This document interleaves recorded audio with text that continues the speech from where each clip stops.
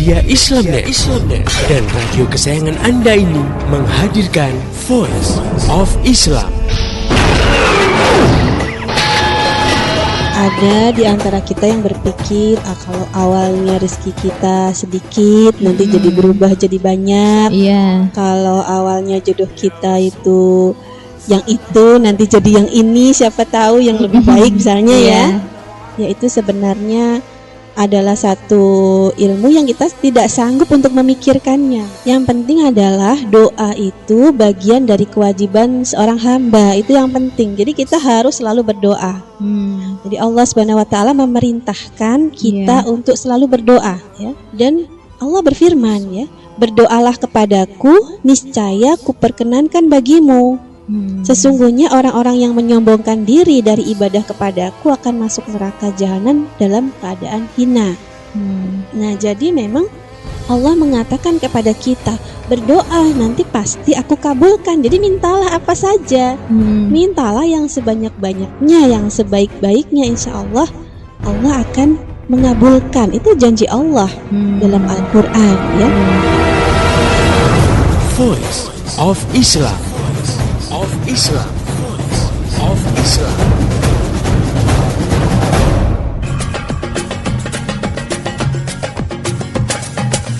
Assalamualaikum warahmatullahi wabarakatuh. Halo Indonesia, jumpa dengan saya Bunga Intan dalam program Voice of Islam. Kerja bareng Media Islamnet dengan radio kesayangan Anda ini. Dan selama 30 menit ke depan, Voice of Islam akan mengisi ruang dengar Anda dalam rubrik editorial. Pendengar yang budiman, tidak berbeda dengan Amerika Serikat, krisis ekonomi berat melanda Uni Eropa. Bisa dikatakan bahwa Eropa lah yang pertama kali mengalami krisis berat. Diawali dengan krisis yang terjadi di Yunani, kemudian melanda ke negara-negara Eropa lainnya. Benarkah masa depan kelam menghadang Uni Eropa? Apa langkah yang kira-kira akan ditempuh oleh pemimpin-pemimpin negara-negara Eropa? Bagaimana juga kaum muslimin mengambil pelajaran dari krisis Uni Eropa? Kita akan membahas topik masa depan suram Uni Eropa bersama Ustazah Insinyur Latifah Musa. Beliau adalah pemimpin redaksi majalah Udara Voice of Islam. Baik, kita sapa dulu beliau. Assalamualaikum Ustazah. Waalaikumsalam warahmatullahi wabarakatuh, Mbak Bunga Intan. Bagaimana kabarnya Ustazah? Bikhair, alhamdulillah. Saya bersemangat sekali Ustazah. Saya Ya. kira yang namanya krisis itu, yang lagi berat itu Amerika Serikat saja. Ternyata awalnya Uni Eropa ya. Iya, betul. Nah, itu dia. Mungkin pendengar yang budiman juga penasaran, apa sih yang terjadi di negara-negara Eropa belakangan ini, terutama di bidang ekonominya? Ya, Mbak Bunga Intan dan juga pendengar yang budiman di seluruh tanah air. Jadi memang kalau beberapa saat yang lalu kita sering membahas Amerika Serikat sedang sekarat ya, Menjelang wafat. tapi mungkin terhormat kalau wafat ya. Menjelang mati. Nah, ini memang ekonomi Eropa digambarkan sedang memasuki situasi yang berbahaya. Jadi banyak yang mengatakan mengenaskan, kelam ya. Kemudian masa depan suram ya kalau kita beri judul di editorial kali ini ya. Di sana terjadi pemangkasan santunan-santunan yang sebelumnya Eropa sangat menikmati kekayaannya. Nah, jadi di Inggris ya, negara itu bahkan memberikan santunan yang cukup besar kepada keluarga dengan anak-anak. Nah, tapi sekarang segalanya berubah sesudah krisis Eropa. Kondisi kesulitan yang terjadi ya sesudah kemakmuran yang berlebihan, ini membuat masyarakatnya merasakannya sangat berat. Barangkali kalau memang nggak terlalu kaya, ya miskin, ya nggak terlalu berat ya. Selisih sedikit gitu, dari miskin menjadi sangat miskin. Nah, tapi ini dari kaya tiba-tiba miskin gitu. Nah, ini digambarkan sangat berat. Nah, negara yang paling berat dengan kondisi utang yang berbahaya, ya ukurannya tuh paling berbahaya itu adalah Yunani. Nah, kemudian disusul dengan Portugal, ya Italia, dan merambat hampir ke seluruh Eropa yang menggunakan mata uang bersama, jadi euro. Ya, mereka saat ini terbebani utang yang sangat besar. Untuk Yunani sendiri utangnya sudah mencapai 185% PDB-nya. Ya, hampir 200% ini ya hutangnya. Ya, ini kan bisa digambarkan, wah sangat besar sekali. Kayaknya nggak bisa daripada ganti deh. Iya, sangat berat. Nah, bisa dikatakan saat ini yang masih bertahan dalam krisis adalah Jerman. Prancis sendiri sebagai negara yang kategorinya besar di Uni Eropa, saat ini juga sudah diambang krisis. sudah memasuki krisis lah. Mm-mm. Dan sekarang negara-negara zona euro, jadi yang menggunakan mata uang bersama euro ini berharap Jerman turun tangan untuk menalangi utang Yunani, khususnya supaya tidak terancam gagal bayar. Ya, karena kalau terancam gagal bayar, maka negara-negara tetangganya akan juga terseret bangkrut gitu.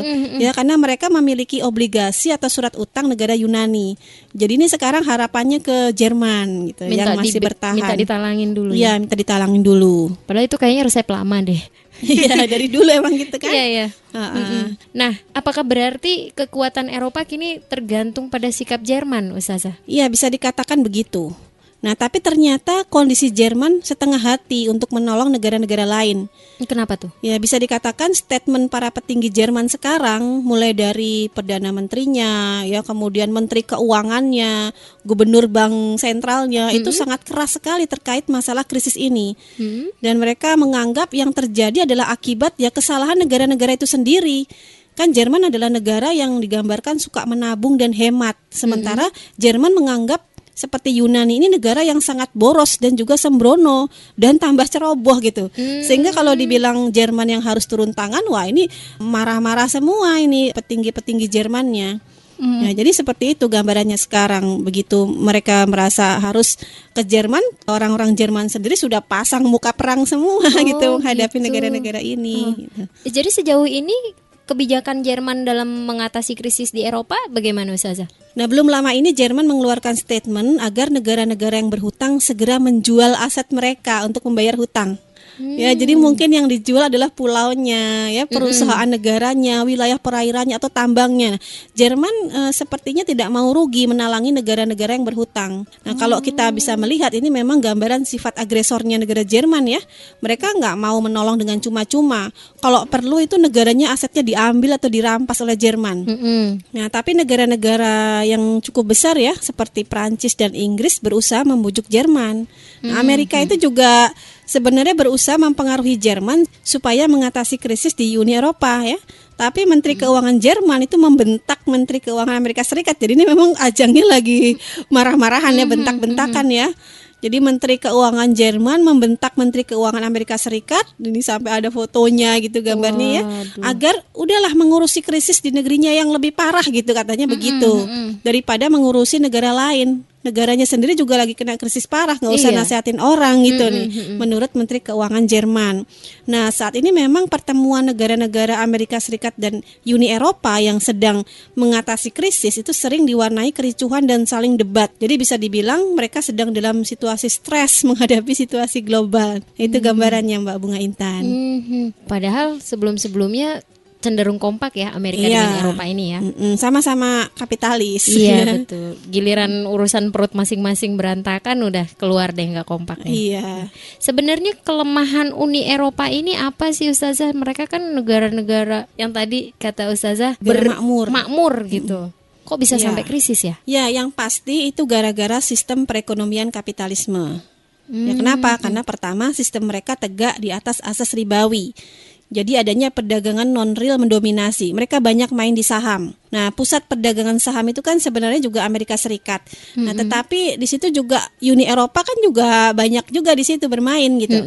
Ya, kekayaan mereka itu bisa dikatakan menggelembung triliunan dolar, sebenarnya hanya angka-angka hasil permainan spekulatif yang kosong dari produk nyata gitu. Iya. Nah, ini beda dengan Cina yang kalau dikatakan produknya itu adalah produk real, hasil dari industri, dari manufaktur. Nyata gitu ya, barangnya ada yang diperjualbelikan. Iya, gitu. jadi ada hasil pabriknya lah ya. Nah, sementara kalau produk non-real itu sampai skala tertentu itu sebetulnya sifatnya akan jatuh dan gambarannya seperti balon udara yang pecah gitu, ya. Gelembung ya. Kemudian pecah kan, jadi volumenya surut dengan begitu cepat. Nah, ini yang terjadi pada kekayaan Amerika Serikat dan Eropa. Baik negara dan warganya semuanya menggunakan model ini, Mbak Bunga Intan. Nah, jadi mereka memang tegak di atas asas ribawi. Itu sifatnya akhirnya seperti itu. Jual beli uang. Nah, kemudian yang kedua, Uni Eropa itu lebih rentan untuk jatuh ya, karena mereka terdiri dari negara-negara yang walaupun menggunakan mata uang yang sama tapi memiliki kebijakan yang berbeda. Itu kebijakan politik perekonomian yang berbeda. Jadi seperti misalnya antara Jerman dengan Inggris itu berbeda dalam kebijakan perekonomian dalam negeri, ya. Antara Prancis dengan Yunani juga berbeda kebijakan ekonomi dalam negeri. Nah, hal ini yang menyebabkan perbedaan strategi perekonomian. Padahal mata uangnya sama. Ya, padahal mata uangnya sama. Nah, ketika terjadi perbedaan strategi politik perekonomian dengan penggunaan mata uang bersama ini ya, beda strategi tapi penggunaan mata uang bersama, sebenarnya itu belum siap mereka lakukan mata uang bersama tadi. Karena adanya perbedaan kebijakan ekonomi dan ini tidak mendukung digunakannya mata uang bersama. Nah, itu salah satu analisa mereka sendiri sebenarnya. Ya, menurut pengamat ekonomi kapitalis ya seperti itu. Mereka mengaku ini kelemahannya. Begitu satu negara terkena krisis, ini akan menyeret negara lain kalau mata uangnya sama gitu. Nah, berbeda dengan Amerika Serikat yang memiliki kebijakan politik dan perekonomian yang sama untuk setiap negara bagian. Walaupun sama-sama kena krisis, tetapi dampak krisis di Eropa itu jauh lebih cepat memburuknya. Jadi katakanlah kalau penyakitnya kronisnya lebih cepat. Ya, karena antar negara Eropa tidak punya kebijakan ekonomi yang sama. Beda dengan nanti Amerika, dia masih ada negara yang lebih mengatur. Jadi Amerika Serikat yang di Washington itu. Padahal kalau secara kurs dirupiahkan ya euro itu lebih tinggi ya nilainya dibanding dolar misalnya ya. Tapi rapuh ya. Artinya itu produk realnya nggak ada. Betul. Nah, dengan adanya krisis global ini, bagaimana ya kondisi masyarakat Uni Eropa? Kita akan tanya pada Ustazah, tapi setelah selingan yang berikut ini. Jadi, jangan kemana-mana, tetap setia di Voice of Islam. Di dalam hati, ku bertanya, kegilaan ini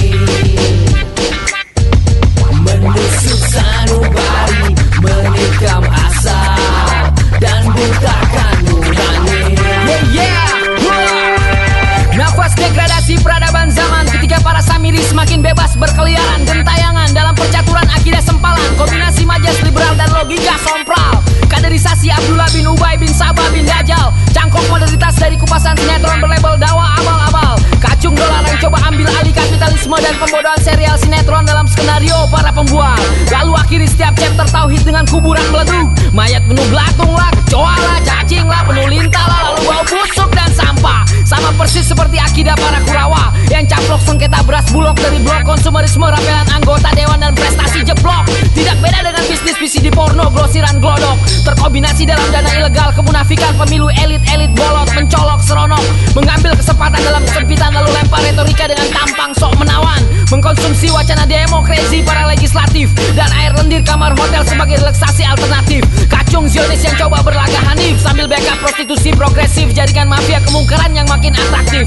Hak asasi seperti apa sih yang kalian maksud ketika media jerumuskan propaganda, mengupas bangkai dan memonopoli sajadah, menyerang ulama lalu dustakan agama, persis seperti dusta besar konspirasi yang coba bungkam keteguhan Bang Asyir dan poligami Abdullah Gimnastiar. Hati-hati Freemasonry terbangun dari rotasi konspirasi, energi hierarki para tirani, kamuflase hak asasi. Hati-hati Freemasonry terbangun dari rotasi konspirasi, energi hierarki para tirani, kamuflase hak asasi. Di dalam hati ku bertanya, kegilaan ini.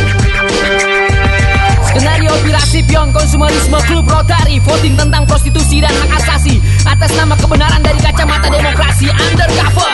Agenda tersembunyi ini takkan bisa dibarter, mulai dari isu anti poligami yang dibuat santer, dicarter dari kepentingan fenomena anti teroris ala para crusader, jual beli saham Ibu Pertiwi untuk devisa dari percaturan departemen maksiat dalam negeri. Playboy takkan mati, sejak nurani Dewan Pembantaian Rakyat membungkam poros Indosat di atas saham generasi kami yang dijual dari riba korupsi BUMN dan MTV. Moralitas ejakulasi dan rapelan bumbu kolesterol pilkada dari kurs busway dan tradisi banjir Jakarta. Imbas invasi kapitalisme dataran tinggi rasuki daerah, villa pariwisata dan devisa bisnis ejakulasi merajalela, retorika bagi hasil dan bunga bank, topeng pemodal berwatak Hitler yang makin edan. Maka apa arti riba sejak slogan syariah masih terlalu lugu untuk sterilkan Bank Indonesia dari intervensi IMF, bercampur bersama aset keuntungan jaringan film BF, bensin fatwa haram Departemen Agama yang menjilat ulang ludah bisnis minuman keras atas nama bea dan cukai Departemen Perdagangan dan Kemajuan Pariwisata, persis seperti para munsid yang mengumpulkan dana untuk Palestina atas nama jihad dan dakwah sambil menunda waktu sholat tepat waktu ketika azan tiba, atas nama fikut dakwah atau takut kehilangan masa, mengaku aktivis dakwah sambil memelihara togut yang tak ada habisnya. Hati Freemasonry terbangun dari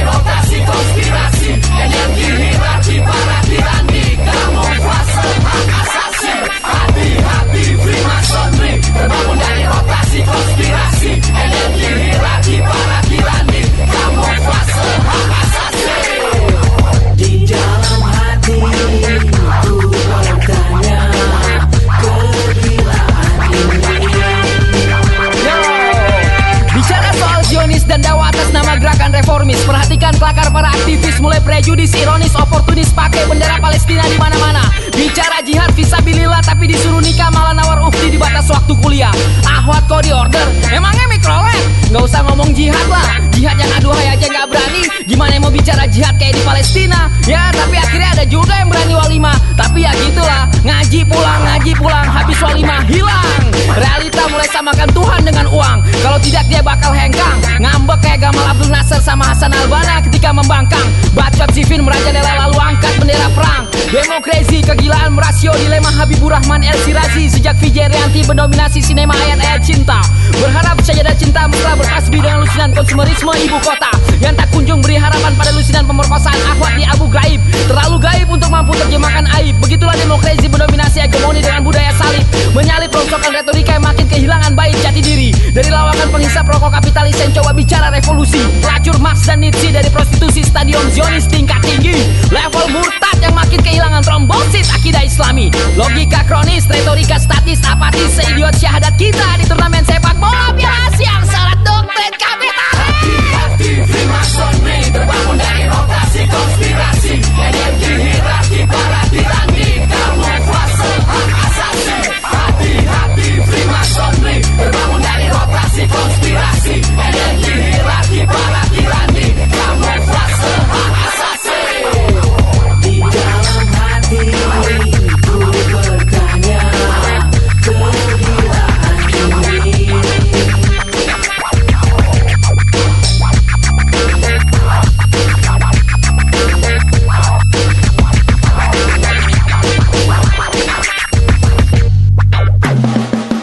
Sampaikanlah kawan, janganlah kau ragu,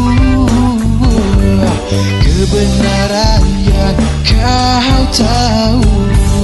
Sampaikanlah kawan.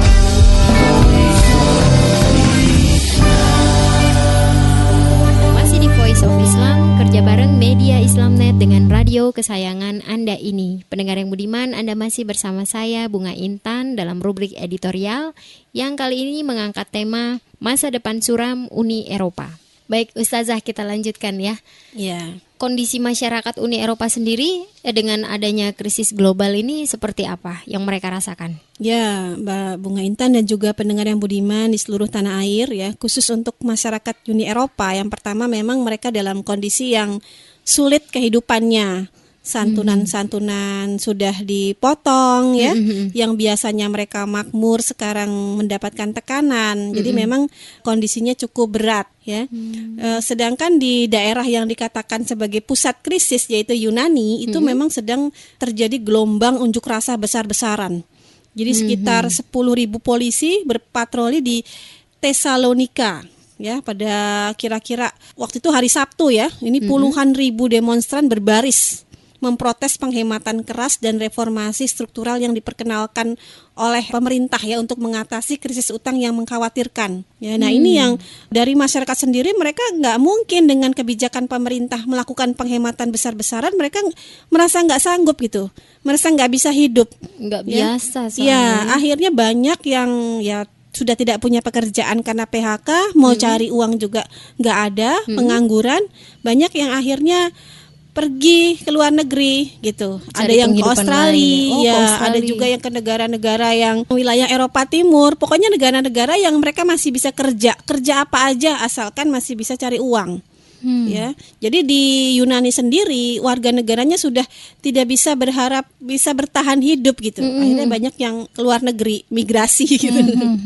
Iya. Wah, pendengar yang budiman, terbayang ya kalau di Indonesia belum sampai seperti itu ya Ustazah ya. Iya. Berarti sulit sekali bagi mereka ya. Iya, kondisinya sangat sulit ya, bagi Sampai Yunani. harus mencari penghidupan ke negeri lain gitu. Ya. Baik, kalau kita sebagai kaum muslimin Ustazah mengambil pelajaran dari krisis yang terjadi di Eropa nih, khususnya Yunani tadi ya, Iya. sebagai pemicu awal krisis global, apa yang harus kita lakukan? Ya, yang jelas introspeksi ya. Karena sebenarnya Indonesia juga masih terikat dengan sistem perekonomian kapitalisme. Jadi masih saja ada orang-orang yang mendewakan pasar saham sampai sekarang. Buktinya masih ada bursa efek gitu ya. Bursa Efek Jakarta. Nah, jadi ada ya. perdagangan moneter dan lain-lain. Seolah-olah Indonesia itu tergantung dengan perdagangan moneter. Seolah-olah yang namanya pasar saham dan pasar uang bisa mendongkrak ekonomi Indonesia. Padahal enggak gitu.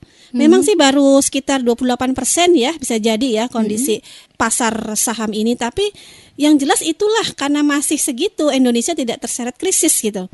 Ya, Indonesia itu tidak terseret ke dalam krisis yang besar karena memang faktor keterikatan dengan moneter internasionalnya masih lemah, masih sedikit gitu. Bagus Nggak banyak orang tahu saham kan? Iya.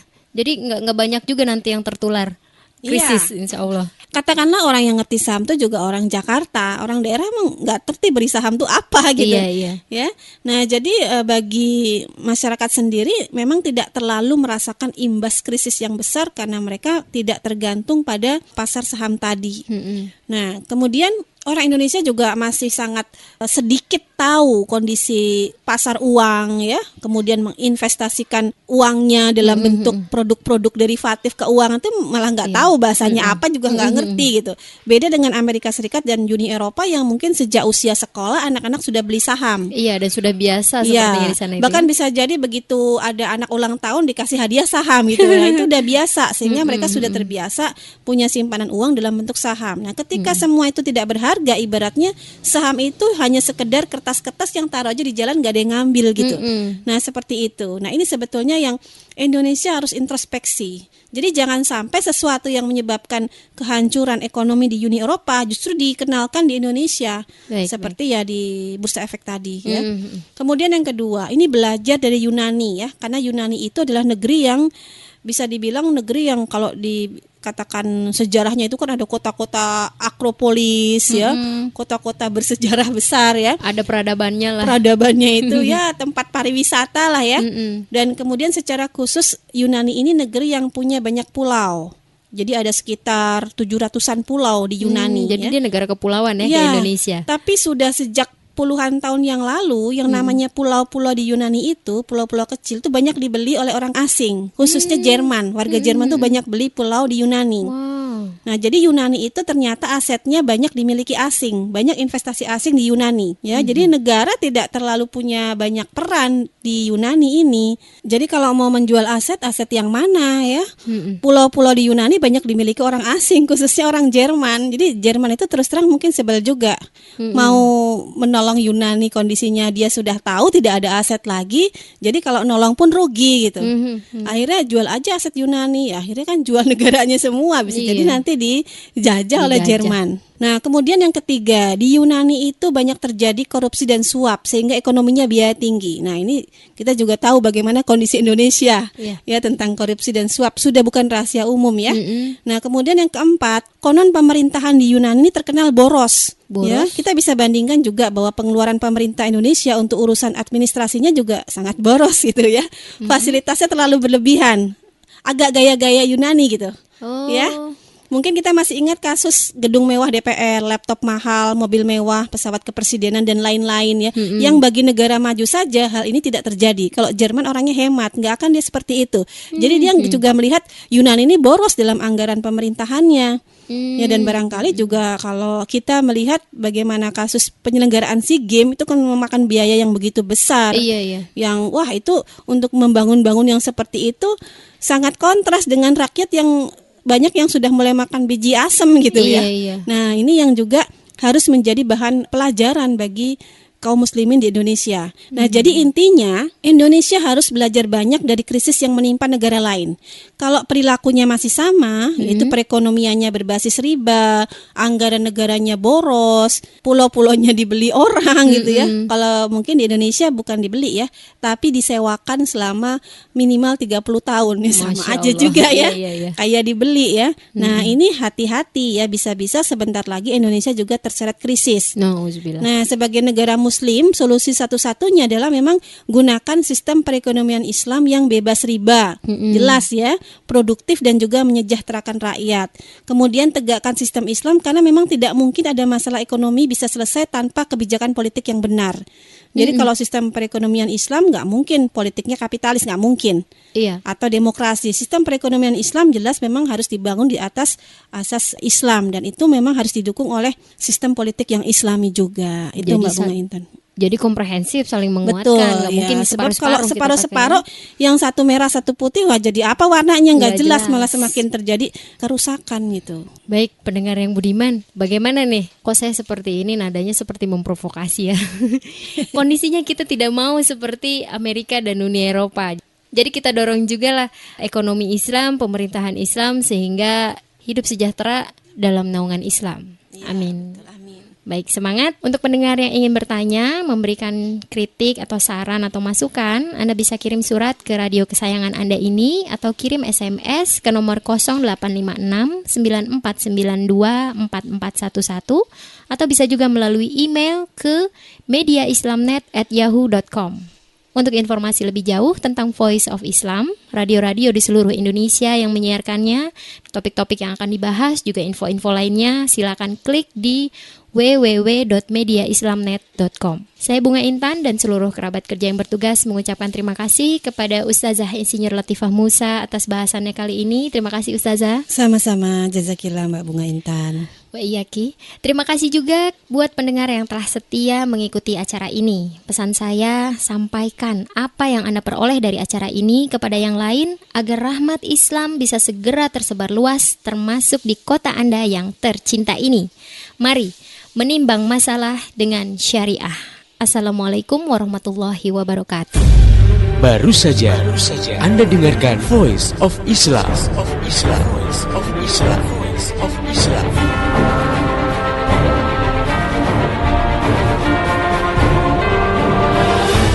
Kembali bisa Anda dengarkan Voice of Islam persembahan media Islamnet dan radio kesayangan Anda ini esok hari di waktu dan gelombang yang sama.